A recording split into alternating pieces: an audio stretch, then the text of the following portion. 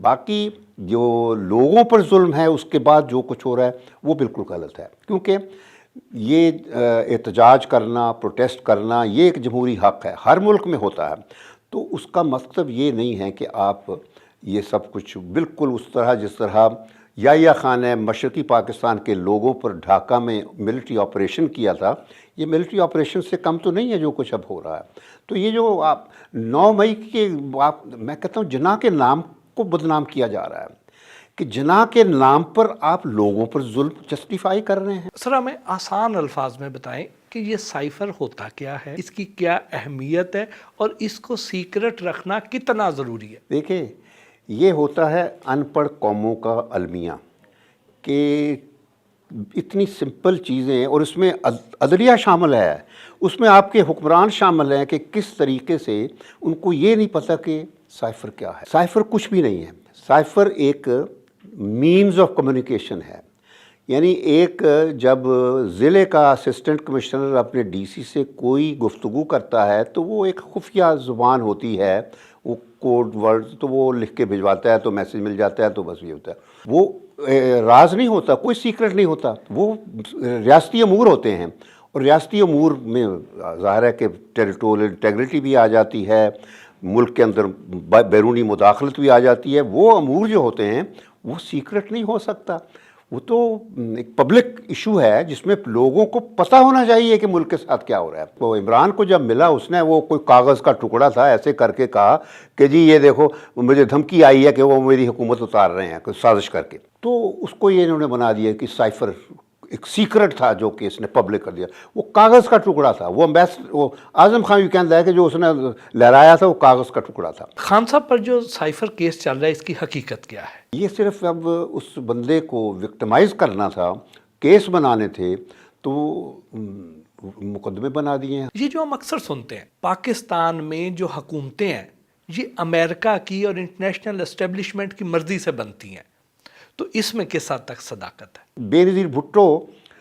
اس وجہ سے اس کو موقع مل گیا کہ امریکن چاہتے تھے کہ اس کو پرائم منسٹر بنایا جائے، اور الیکشنوں کا رزلٹ کچھ بھی ہو، 2 اسسٹنٹ سیکرٹری امریکہ سے اسلام آباد آئے۔ تو میں اس وقت جس وقت یہ باتیں ہو رہی تھیں، یہ 2 ڈکس اسلام آباد آ کے ہماری فوج سے بات چیت کر رہے تھے کہ نو میٹر الیکشن کا رزلٹ کیا ہے، ہم چاہتے ہیں کہ یہ پرائم منسٹر بنے۔ اور فوج نے کہا بالکل جو آپ چاہتے ہیں، تو انہوں نے اس کو پرائم منسٹر بنوایا، لیکن شرط یہ ہے کہ یہ ہمارے نیوکلیر پروگرام میں مداخلت نہیں کرے گی، ہمارے افغانستان کے مسئلوں میں۔ امریکہ نے کہا ٹھیک ہے، تو اس طرح بے نظیر کو بنوایا گیا۔ لیکن وہ کچھ عرصے بعد ہی بے نظیر نے چھیڑخانی شروع کر دی، جو یہ ریڈ لائن تھی، تو اس کے خلاف ایک ووٹ آف نو کانفیڈنس لائی گئی، لیکن وہ کامیاب نہیں ہوئی۔ تو مقصد میرا کہنا کیا ہے کہ امریکہ کی پاکستان میں جو مداخلت ہے یہ بڑی پرانی چیز ہے،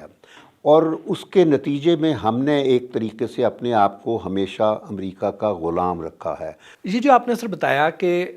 امریکہ کی مرضی سے یہاں پہ حکومتیں تبدیل ہوتی ہیں، تحریک انصاف کی حکومت جو ختم ہوئی، یہاں پہ جو رجیم چینج ہوئی، اس میں امریکہ کا کتنا عمل دخل تھا؟ میں نے شاید پہلے بھی آپ سے ذکر کیا ہے کہ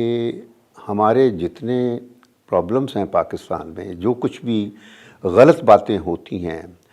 ہمیں عادت پڑ گئی ہے کہ ان سب کا ہم بلیم یا امریکہ کو کرتے ہیں یا انڈیا کو کرتے ہیں۔ یہ بات ہرگز نہیں، میں نہیں سمجھتا۔ میں نے پہلے بھی آپ کو بتایا کہ کس طرح نہرو نے کہا تھا کہ پاکستان ایک ریاست نہیں بنے گا،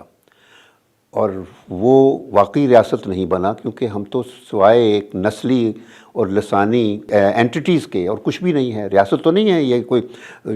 یا زرداری کی راجدھانی ہے، یا نواز شریف کی راجدھانی ہے، یا پھر ولی خان کی راجدھانی ہے، یا پھر بینگل کی راجدھانی ہے۔ اس حساب سے راجدھانیاں بن گئی نا۔ ایک پاکستان وہ جو قائد اعظم نے جو سوچا تھا وہ نہیں بنا۔ تو اب یہ جو ہوا ہے مداخلت، امریکہ کی مداخلت ضرور ہے، مگر وہ خود کچھ نہیں کرتا۔ امریکہ کی خواہشات ہم صرف ہمیں اندازہ ہو جائے کہ دس از واٹ دے وانٹ، ہم ان کے کہنے سے پہلے سب کچھ کر دیتے ہیں۔ تو باجوہ نے یہ کیا یہاں پہ، جو باتیں اب باہر آئی ہیں کہ وہ پرائم منسٹر کو نہ دیکھا جائے، باجوہ کے پاس وہ پہلے آرمی چیف کو بھی کاپی مارک تھی، تو اس نے جب دیکھا تو اس نے کوشش کی کہ اس کو عمران کو نہ پتہ چلے، کیونکہ وہ ذکر تھا کہ ووٹ آف نو کانفیڈنس وغیرہ کا، تو وہ عمران کے پاس چلی گئی، پرائم منسٹر تھا، اس نے دیکھنی تھی، تو اس نے دیکھ لیا کہ سازش ہو رہی ہے جو یہ ووٹ آف نو کانفیڈنس بات ہے، اور اس میں امریکہ انوالوڈ ہے، تو اس نے وہ لہرا دی تھی کہ یہ دیکھو سازش ہو رہی ہے۔ وہ دوسری حکومت آ چکی تھی، اس کو نکال دیا گیا تھا، اور وہ پھر پہلے تو مس ہینڈل کیا، جس شہباز شریف کی حکومت میں اس مقدمے وغیرہ کا سلسلہ نہیں ہوا تھا، نیشنل سیکورٹی کونسل میں فیصلے ہوئے کہ ہم پروٹیسٹ کریں گے امریکہ کو، یہ کریں گے وہ کریں، تو یہ سارا پھر ہوا ہے، باجوہ نے سارا کروایا، سارا ریورس کروا کے، تو اصل سازش ہے پھر وہ ہوتی ہے جب ایم این اے توڑ کے پی ٹی آئی کے سندھ ہاؤس میں پیسے کروڑوں روپیہ پھر وہ زرداری نے چلایا۔ تو یہ مجھے افسوس سے ہے کہ نام لینا پڑتا ہے، لیکن میں کہہ رہا ہوں کیونکہ وہ فیکٹ ہے یہ تو، کہ وہ سندھ ہاؤس میں پیسے دیے گئے، تو یہ ٹگے جو وکدن ہیں انہوں نے پیسے لیتے تے، انہوں عمران کو شکست ہوئی، اور اس طرح وہ حکومت چینج ہو گئی۔ جب خان صاحب کی حکومت ختم ہوئی تو آپ کی ان کے ساتھ بات بھی تو ہوئی تھی؟ جب اس کی حکومت گئی تو مجھے فون آیا شاہ محمود قریشی کا، ہی وانٹس ٹو سی می، اور ہم گاڑی بھجوا دیں، آپ آ جائیں گے بنی گالہ؟ میں کہا میں تو نہیں آتا، کسی سیاستدان کے گھر پہ نہیں جاؤں گا میں۔ تو کہتے ہیں اچھا زوم پہ کر لیں گے بات؟ میں نے کہا ہاں زوم پہ میں کر لوں گا، کیونکہ میں پبلک بندہ ہوں اور میری ملک کے ساتھ کمٹمنٹ ہے۔ اگلے دن عمران کا فون زوم آ گیا، اسی جگہ بیٹھ کے میں نے وہ زوم ریسیو کیا، شاہ محمود قریشی تھے اور یہ تھے دو بندے، اور دونوں نے، عمران نے جب شروع کی بات تو انہوں نے کہا کہ بھی یہ مسئلہ ڈسکس کر، میں نے پہلے ڈسکس کرنے سے پہلے میں نے کہا کہ تم نے سنا ہوگا کہ میں بہت کرٹیسائز تمہیں کرتا ہوں، میں نے کہا اس کو، میں نے کہی اس کو باتیں کہ تم نے ایکسٹینشن دی، تم نے غلط اپوائنٹمنٹ کی، اور میں نے کہا یہ میں نے اس میں بھی کہا تھا، اس کو بھی کہا کہ تم نے وہ اس وقت جواب دیا تھا کہ تم نے نہیں کی، تو میں آئی کین انڈرسٹینڈ دس۔ اس نے پھر مجھے یہ باتیں کی، کہتا ہے کہ شمشاد باجوہ پہلے دن سے مجھے یہ کہتا تھا کہ تم کرپشن کی بات کیوں کرتے ہو، کرپشن از نو ایشو۔